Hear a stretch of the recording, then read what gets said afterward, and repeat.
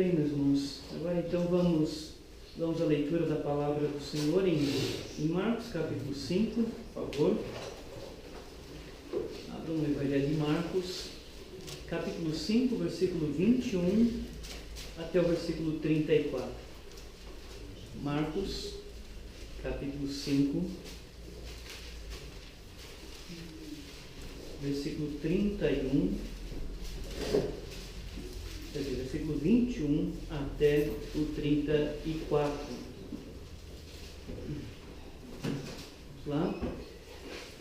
Marcos capítulo 5, versículo 21 até o versículo 34. Diz assim o texto da palavra do Senhor. Tendo Jesus voltado no barco para o outro lado, afluiu para ele grande multidão, e ele estava junto do mar. E eis que se chegou a ele um dos principais da sinagoga, chamado Jairo, e vendo-o, prostrou-se a seus pés, e insistentemente lhe suplicou: minha filhinha está à morte. Vem, impõe as mãos sobre ela para que seja salva, e viverá. Jesus foi com ele. Grande multidão o seguia comprimindo-o. Aconteceu que certa mulher, que havia 12 anos, vinha sofrendo de uma hemorragia, e muito padecera a mão de vários médicos, tendo despendido tudo quanto possuía, sem contudo nada aproveitar, antes, pelo contrário, indo a pior. Tendo ouvido a fama de Jesus, vindo por trás dele, por entre a multidão, tocou-lhe a veste, porque dizia: se eu apenas lhe tocar as vestes, ficarei curada. E logo se lhe estancou a hemorragia e sentiu no corpo estar curado do seu flagelo. Jesus, reconhecendo imediatamente que dele saíra poder, virando-se no meio da multidão, perguntou: quem me tocou nas vestes? Responderam-lhe seus discípulos: vês que a multidão te aperta e dizes: quem me tocou? Ele, porém, olhava ao redor para ver quem fizera isto. Então a mulher, atemorizada e tremendo, cônscia do que nela se operara, veio, prostrou-se diante dele e declarou-lhe toda a verdade. E ele lhe disse: filha, a tua fé te salvou, vai-te em paz e fica livre do teu mal. Vamos fazer mais uma oração, meus irmãos. Senhor nosso Deus, a tua palavra foi lida e agora nós pedimos a tua bênção sobre ela, Pai. A tua bênção para que possamos aprender, a tua bênção para que possamos sair daqui felizes, porque cultuamos o Senhor e ouvimos a tua voz, Senhor. Perdoa os meus pecados, Pai, como pregador. Abençoe a tua palavra acima de tudo, Senhor. Mas perdoa os meus pecados, ó Deus, em nome do teu Filho Jesus Cristo. Amém. Meus irmãos, na nossa vida existem tantas coisas que nos fazem perguntar por quê. E geralmente o porquê ele vem acompanhado de outras palavras, como por exemplo: por que, meu Deus? Por que, meu Deus? Ou, ainda mais, algumas pessoas dizem assim: por que comigo, Senhor? E essas duas frases, elas são muito parecidas. O porquê, meu Deus, por que comigo, Senhor? São muitas coisas. Que se nós fôssemos fazer uma lista de quantas coisas acontecem em nossas vidas, que nós perguntamos por quê, a lista seria muito grande. Mas eu coloquei algumas aqui interessantes para nós pensarmos e vemos que as pessoas têm motivo sim para perguntar por quê. Por exemplo, a mãe alegre que espera seu filhinho nascer, mas acontece uma complicação no parto e infelizmente ela perde seu filhinho.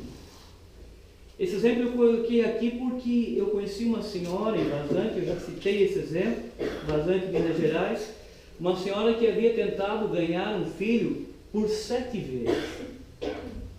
E, se eu não me engano, 6 ou 7 vezes, ela lamentavelmente perdeu a criança. E imagine então uma mãe que tenta uma vez, tenta 2 vezes, tenta 3 vezes, uma pessoa que tinha tantos motivos para dizer: por que, meu Deus? Por que comigo, Senhor? Imagine uma mãe como esta, ou se não uma tragédia que ninguém espera.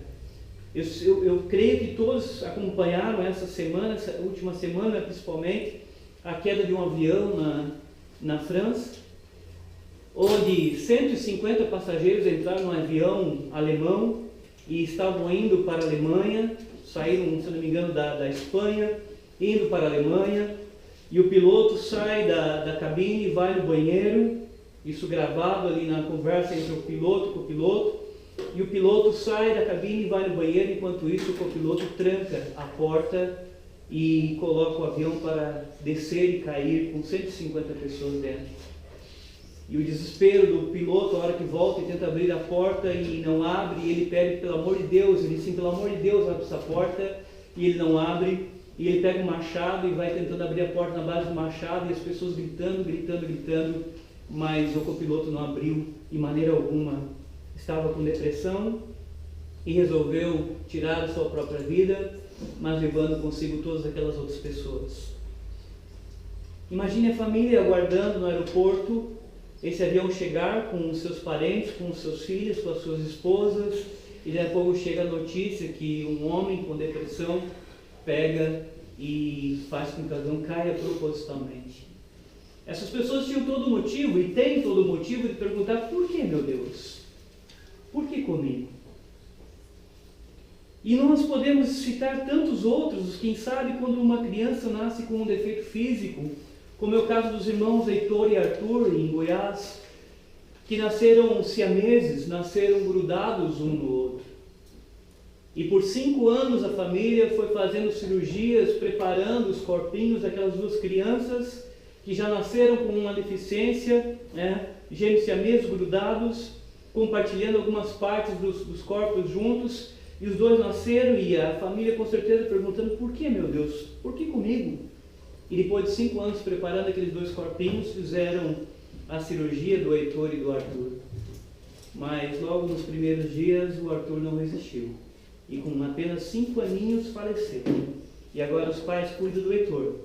E eu fico imaginando duas crianças que estavam grudadas até então, e agora só um resistiu, só um viveu. E fico imaginando esses pais como podem dizer isso: por que, meu Deus? Por que comigo, Senhor? São tantas coisas que nós poderíamos ficar mencionando, que podem levar as pessoas a perguntar assim, fazer essa pergunta para Deus, ficarem revoltadas contra Deus, ficarem chateadas contra Deus, e muitas vezes até criarem um certo ódio nos seus corações contra o próprio Deus. Coisas que acontecem em nossa vida. E no texto que nós lemos, meus irmãos, nós temos uma mulher que poderia fazer essa pergunta para Deus. Se você observar no texto, Marcos registra que essa mulher estava sofrendo há 12 anos. 12 anos de uma hemorragia. E eu coloquei na calculadora, e esses 12 anos, contando com os anos bissextos, dão 4.383 dias. 4.383 dias com esse problema do fluxo do sangue. E ela poderia ter perguntado para Deus: por que, meu Deus, por que comigo, Senhor, apenas uma vez por dia? Mas durante 12 anos, se ela perguntasse apenas uma vez por dia: por que comigo, Senhor, por que, meu Deus? Ela teria perguntado 4.383 vezes para Deus a razão daquilo estar acontecendo com ela. Assim como nós muitas vezes perguntamos para Deus: por que algumas coisas acontecem? Por que nós passamos por algumas coisas? Como é mencionado no texto essa mulher. A doença da mulher, conforme o texto, conforme a Bíblia, e se você for comparar com Levíticos capítulo 15, Levíticos fala que se alguma mulher tivesse um fluxo de sangue que não fosse a sua menstruação, ela teria alguns problemas na vida. Ela teria alguns problemas muito sérios na vida. Problemas de relacionamento. Relacionamento com as pessoas e com as coisas. Por exemplo, se você for ler Levíticos capítulo 15, diz o texto que qualquer pessoa que tocasse nessa mulher se tornaria imunda, se tornaria impura. Então era uma mulher que não poderia ser abraçada, era uma mulher que não poderia sequer dar um bom dia ou boa tarde, porque o texto de Levíticos capítulo 15, a lei dizia que se tivesse fluxo de sangue contínuo, a pessoa que tocasse na mulher seria imunda. E Israel era uma coisa extraordinária, porque as pessoas levavam muito a sério, isso era uma lei sim, mas ninguém com certeza iria abraçar uma mulher para se tornar imunda. a não ser aqueles que realmente a amassem. Mas eu fiquei imaginando como seria a vida dessa mulher, ninguém podendo a tocar porque se tornaria imundo, depois a pessoa tinha que fazer um processo de limpeza. Não somente as pessoas que a tocassem, diz o texto que se alguém tocasse no leito dessa mulher, na cama dessa mulher, se tornaria imunda. Você não poderia nem tocar nas coisas que ela tocasse, porque diz o texto também de Levíticos 15, que se você tocasse em qualquer coisa que ela houvesse tocado, você se tornaria imundo. Ou seja, se ela pegasse um copo e você pegasse o mesmo copo, se ela pegasse uma vassoura e você pegasse a vassoura, pelo simples pegar de uma coisa que ela tocou, você se tornaria imundo, você se tornaria impuro, conforme o texto de Levítico capítulo 15. Então você fica pensando, como é que era a vida dessa mulher durante 12 anos? Como era a vida? Muito mais. Como é que era a vida? A Bíblia não diz se ela tinha ou não tinha marido, mas o marido dela se tornava impuro automaticamente, porque convivia com essa mulher. Os filhos dela, se ela tivesse filhos, também se tornariam impuros. Porque qual é a mãe que deixaria de abraçar um filho? Qual é o marido que deixaria de abraçar a sua esposa, de tocar na sua esposa? E era uma mulher que estava há 12 anos, conforme o texto, sofrendo dessa hemorragia, sofrendo-se desse fluxo de sangue. E nós perguntamos, e com certeza a mulher perguntou durante esses 12 anos, por que, meu Deus? Por que comigo, Senhor? 12 anos de sofrimento. Quando estava escrevendo, eu lembrei, 12 anos de sofrimento, me fez lembrar também de um filme chamado 12 anos de escravidão. Nós assistimos aqui na igreja. É um outro bom exemplo para você comparar aos 12 anos de sofrimento da mulher. Um filme que fala da vida de Solomon Northup, não sei como se pronuncia o nome dele, mas Solomon, um negro de Nova York, nos Estados Unidos, livre, e que vai para uma cidade, e na cidade eles sequestram, eles deixam ele ali, embebedam ele com uma substância que o deixa perdido, e ele é levado para o sul dos Estados Unidos, e durante 12 anos ele trabalha nas fazendas dos Estados Unidos como um escravo, mas ele já era livre. E quando ele foi levado, ele tinha esposa, ele tinha filhos, e durante os 12 anos ele trabalha como escravo, ele apanha como escravo, ele sofre os 12 anos, sendo que já era um negro que tinha tido a sua liberdade. E você assiste o filme e você fica impressionado, e é uma história real. É uma história real. E eu tenho certeza que o Solomon perguntou durante esses 12 anos, por que, meu Deus, por que comigo? No final do filme ele volta e ele encontra sua esposa que o está aguardando ainda, confia que ele ainda tivesse o que teria acontecido com o marido dela, que desaparece por 12 anos. E quando ele volta depois de 12 anos, ele encontra a sua esposa, ele encontra a filha que já está casada, mas foram 12 anos de escravidão, e 12 anos que ele poderia ter perguntado com certeza, por que, meu Deus, por que comigo, Senhor? E muitas vezes, meus irmãos, é fácil perguntar o porquê, mas é muito difícil de saber a razão dos porquês. É fácil nós perguntarmos por que, Senhor, mas como entender o porquê das coisas? A razão das coisas. E quando nós olhamos para a Bíblia, olhamos para esse texto, nós temos que procurar uma resposta, nós temos que procurar entender por quê. O que Deus estava fazendo na vida dessa mulher?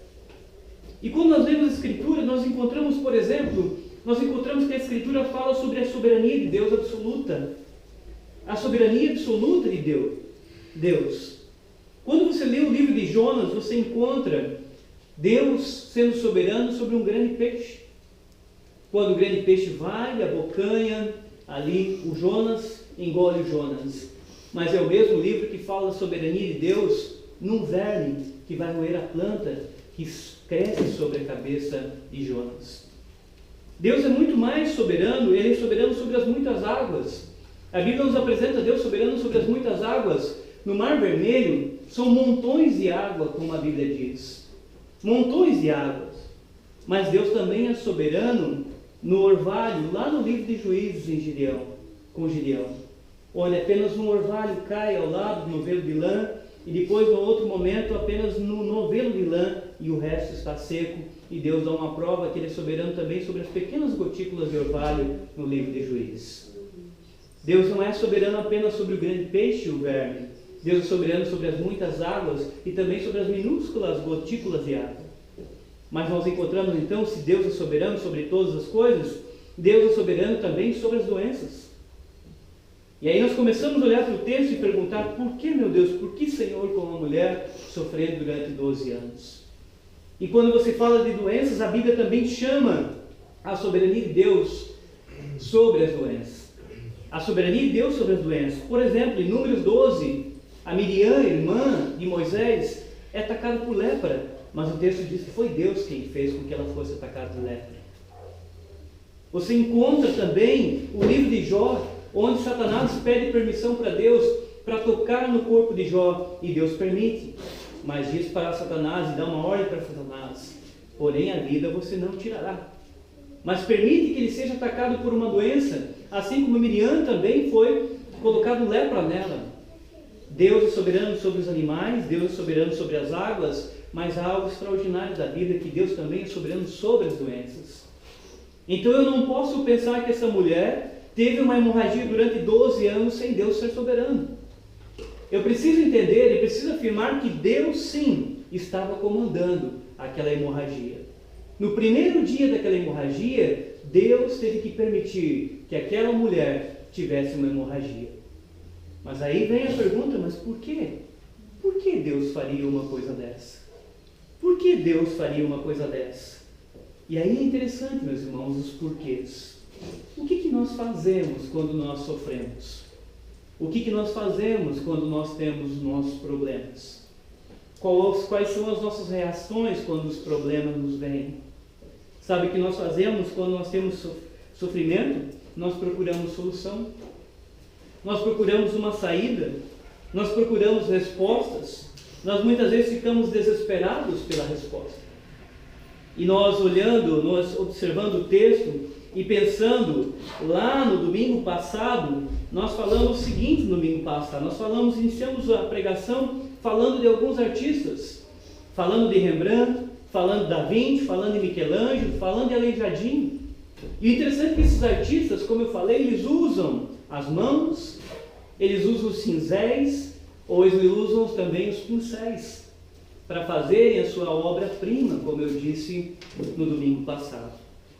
Mas Deus, muitas vezes, Ele nos impressiona que Ele pode usar coisas que nós jamais imaginamos para realizar a sua obra.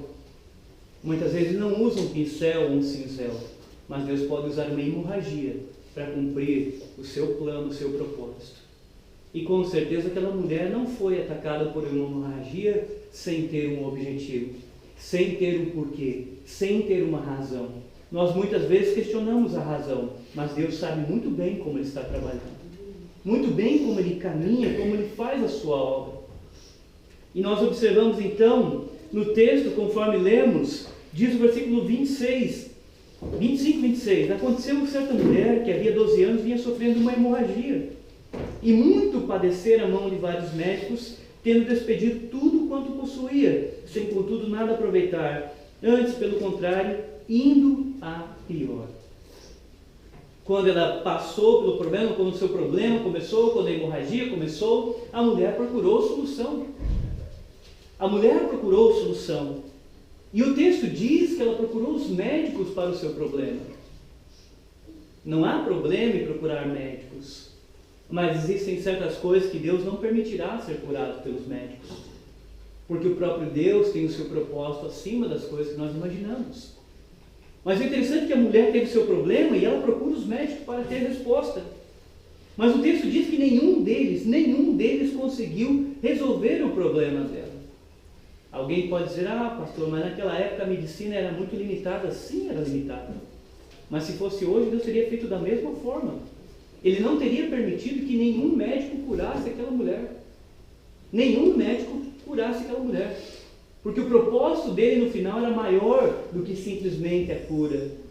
E aquela mulher então procura os médicos, e o texto diz que ela também gastou, tendo despendido tudo quanto possuía, sem contudo nada aproveitar, antes pelo contrário, indo a pior. Ou seja, piorando a sua situação. E nós ficamos perguntando: por quê? Se Deus permitiu que aquela mulher tivesse uma hemorragia, por que Deus não permitiu que um médico a curasse? Por que Deus não permitiu que o seu dinheiro resolvesse o seu problema? E nós vamos vendo que Deus disse não. Deus disse não para a cura dos médicos. Porque muitas vezes nós temos nossos problemas, nós procuramos os médicos nos receitam, eles nos cuidam, eles nos dão a sua receita, nós tomamos remédios ou fazem uma cirurgia e nós somos curados e nós agradecemos a Deus. Mas existem certos momentos que nós sabemos muito bem que o médico diz assim, olha, infelizmente tudo que a medicina pode fazer, nós fizemos. E agora não tem jeito. A não ser que haja um milagre, não tem jeito. E nós estamos cansados de ouvir exemplos e citações de pessoas que os médicos falaram desse jeito e a pessoa foi abençoada por Deus e foi curada, foi restaurada, foi melhorada. Mas a pessoa entendeu da própria boca dos médicos que não poderia acontecer pela medicina algo para resolver o problema. E o texto é interessante que diz então que nenhum médico resolveu, o seu dinheiro não adiantou, porque ela gastou tudo e só foi piorando. E nós perguntamos por que Deus estava fazendo isso. E aí nós começamos a encontrar os objetivos. Porque essa mulher estava sendo preparada não apenas para ser curada. Essa mulher estava sendo preparada por Deus para saber que Jesus, Ele é capaz de curar, mas muito mais é capaz de salvar. Quando Deus não permite que ela seja curada pelos médicos, nem através do seu dinheiro, Deus está trabalhando a fé nessa mulher. Deus está trabalhando o coração dela, para que ela entenda que a sua confiança não adianta os médicos, não adianta o dinheiro, e é preciso lançar a sua fé agora não nos médicos e muito menos no dinheiro. Mas é preciso então lançar a sua fé, a sua confiança, agora que ela não tem mais dinheiro para gastar, que a sua esperança nos homens acabou, é necessário que ela lance agora uma fé, e uma fé verdadeira, uma fé real, naquele que é capaz de curar, naquele que é capaz de salvar acima de tudo. E nós observamos o texto que a esperança dela nos médicos acabou, a esperança dos médicos no dinheiro terminou, mas o texto nos apresenta que agora essa mulher está pronta para ouvir sobre Jesus. Porque se ela tivesse resolvido seu problema com o dinheiro ou com os homens, ela não estaria pronta para ouvir sobre Jesus, como diz o texto no versículo 27, tendo ouvido a fama de Jesus, vindo por trás dele, por entre a multidão, tocou-lhe a veste. Mas o texto nos apresenta que houve uma preparação na vida dessa mulher de 12 anos de sofrimento. 4.383 dias sofrendo de um problema, procurando solução, procurando os médicos, procurando através do seu dinheiro resolver o problema e nada aconteceu. Mas agora chega alguém e menciona para essa mulher, olha, eu tenho uma resposta para você, tem alguém que você precisa conhecer. E esse alguém se chama Jesus.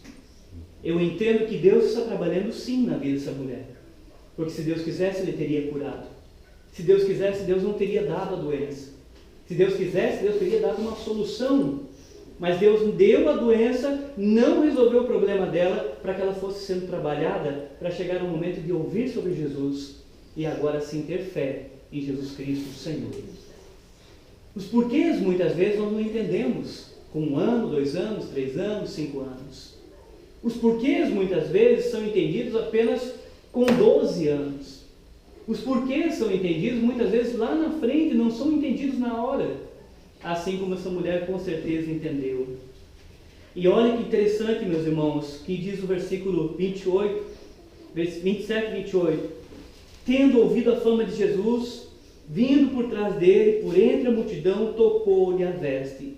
Porque dizia, se eu apenas lhe tocar as vestes, ficarei curado. Agora sim, depois de 12 anos, essa mulher ouviu e ela diz essa pequena frase, se eu apenas lhe tocar as vestes, ficarei curado. E isso é extraordinário. Eu fiquei imaginando que durante 12 anos, essa mulher foi tocada pelas mãos dos médicos. Mas nenhuma das mãos desses médicos, que tentaram com certeza com verdade, com sinceridade ajudar essa mulher, nenhum deles conseguiu resolver o problema dela.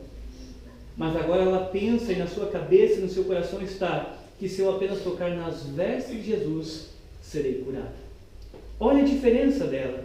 A diferença é que ela tira agora a confiança nos homens, tira a confiança no seu dinheiro, e ela lança completamente a sua confiança agora em Jesus, e uma confiança extraordinária, uma fé extraordinária, porque ela disse: se eu apenas tocar as suas vestes, ficarei curada.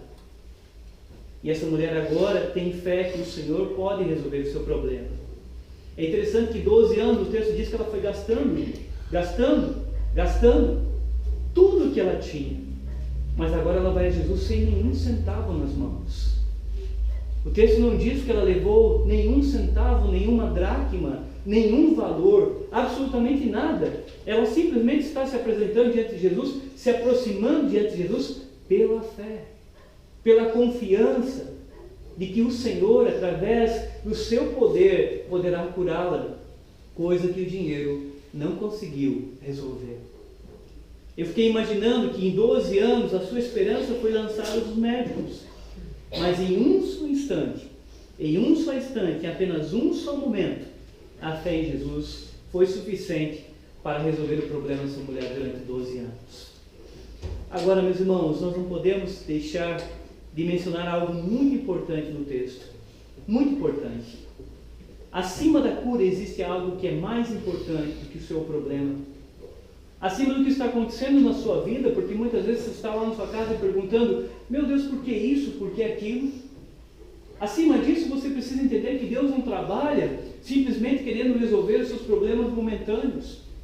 O seu problema como a saúde, o seu problema como algum problema na família, o seu problema lá no emprego. Deus não trabalha pensando apenas nos momentos, nesses problemas momentâneos da vida, porque todos têm problemas momentâneos. Os problemas são momentâneos porque eles podem durar até o final de sua vida, mas ele se acaba. Vai chegar um momento que o problema termina, mas Deus trabalha acima de tudo algo muito mais importante do que resolver nossos problemas. Deus trabalha a nossa salvação. Acima dos nossos problemas está a salvação. Do que adiantaria essa mulher ser curada de um problema de 12 anos e não ser salva? Do que adiantaria o seu corpo ter a solução, mas não ter salvação?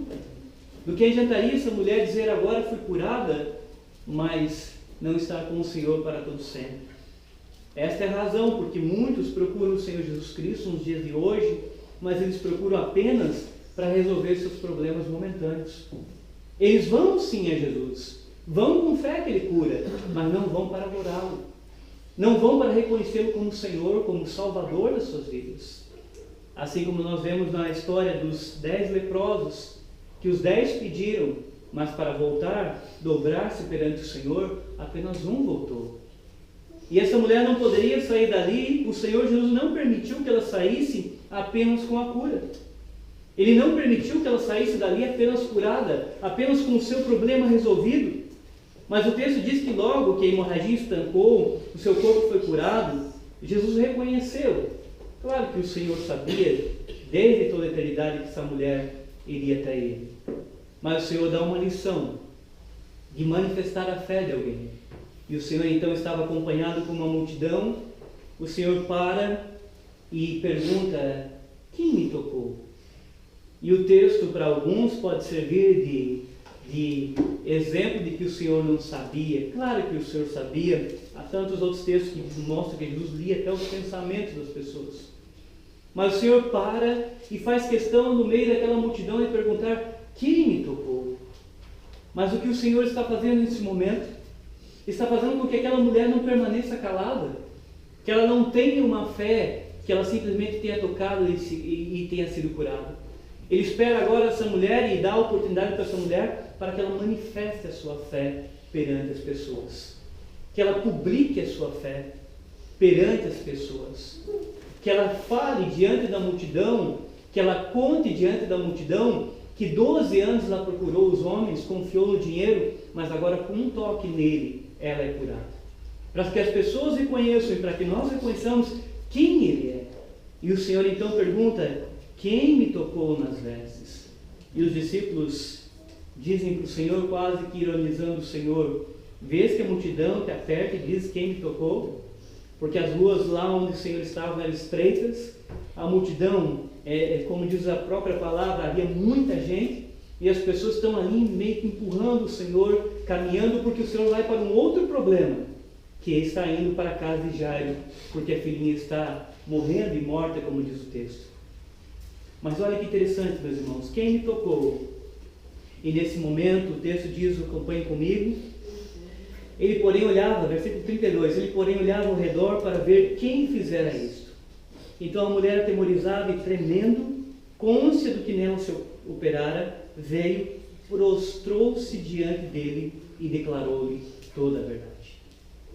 Quando nós encontramos a palavra prostrou-se, é uma demonstração de que essa mulher reconheceu de que quem estava na frente dela não era um homem qualquer. Mas o prostrar-se, quando a Bíblia menciona, é um sinal de adoração. Ela está mostrando, e olha que tem uma multidão para ver o que ela está fazendo, mas ela se prostra perante o Senhor Jesus para reconhecê-lo como Senhor, como Deus. E não somente se prostra para reconhecê-lo como Deus, mas o texto diz que declarou-lhe toda a verdade. Aquela multidão que estava ali ouviu a história da mulher. E a mulher com certeza contou, dizendo: olha, Senhor, há 12 anos eu sofri de uma hemorragia, procurei todos os médicos que eu pude, gastei todo o dinheiro que eu tinha e não consegui resolver o meu problema, Senhor.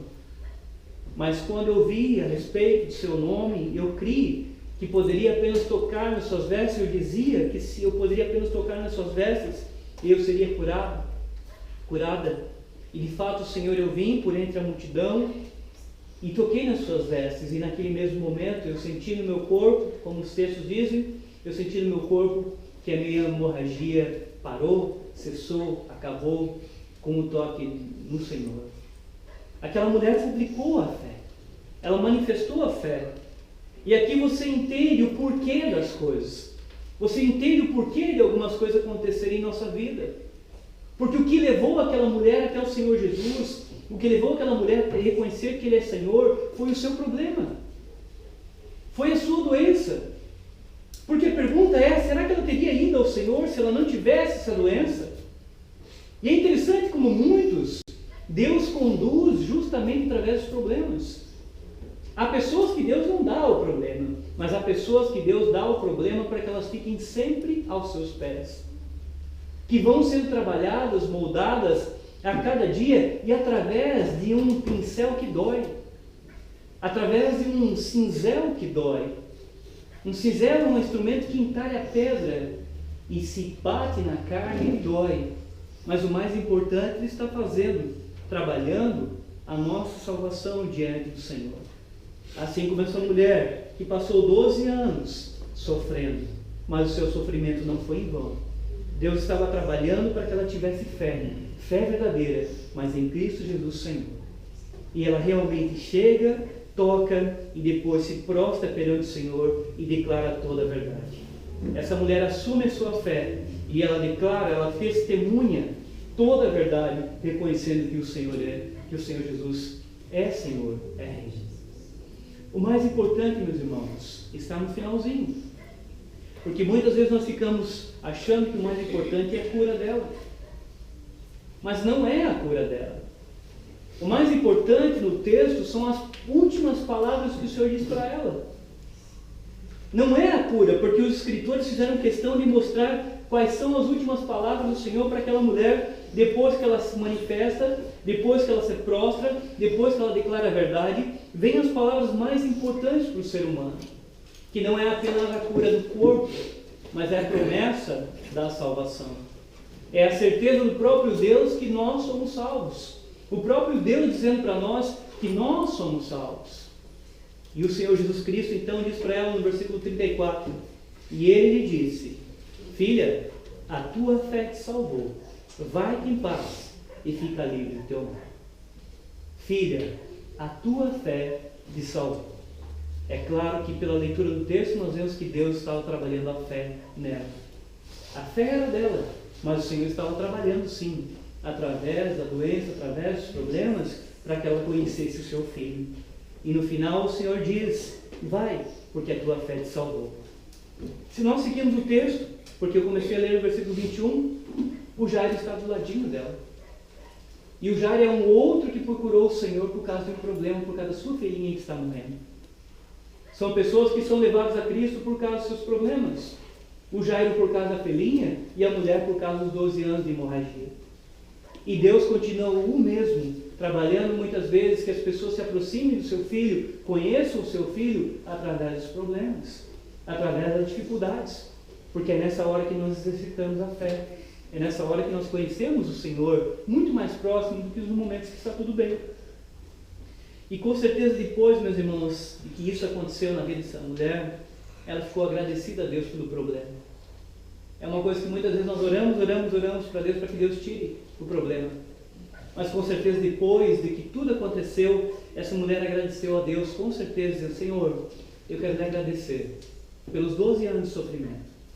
Eu quero agradecer ao Senhor pelos 12 anos que eu sofri. Os 12 anos que as coisas que eu tocava se tornavam em mim. Os 12 anos que as pessoas que me tocavam tornavam em mim. Eu quero agradecer, Senhor, porque foi através do problema que eu conheci o seu filho.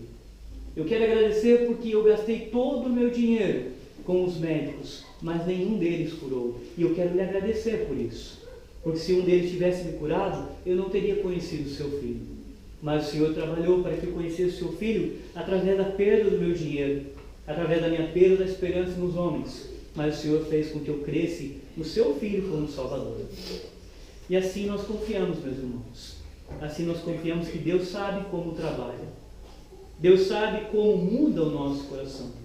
Deus sabe como Ele quebranta o nosso ser. Deus sabe como molda o nosso caráter. Deus sabe como trabalha no nosso interior, na nossa alma, e muitas vezes através dos problemas. Deus jamais erra. Nós falhamos, nós somos pecadores, mas Deus jamais erra. Deus faz uma pintura perfeita. Deus faz uma obra-prima perfeita. E quando olho para as Escrituras, eu vejo uma mulher que é uma obra-prima do Senhor trabalhado na vida dela para que ela cresça e conhecesse o Senhor Jesus Cristo como o Senhor e Salvador da vida dela. Assim nós cremos, assim nós confiamos. Eu espero, meus irmãos, de coração, que todos vocês, mediante qualquer problema, qualquer situação, entendam que Deus não deixe de ser Deus, mas que Deus continua trabalhando em nossas vidas, e muitas vezes em coisas que nos doem. Que Deus os abençoe, meus irmãos, em nome do Senhor Jesus Cristo, Senhor que cura, Senhor principalmente que salva. Agora nós iremos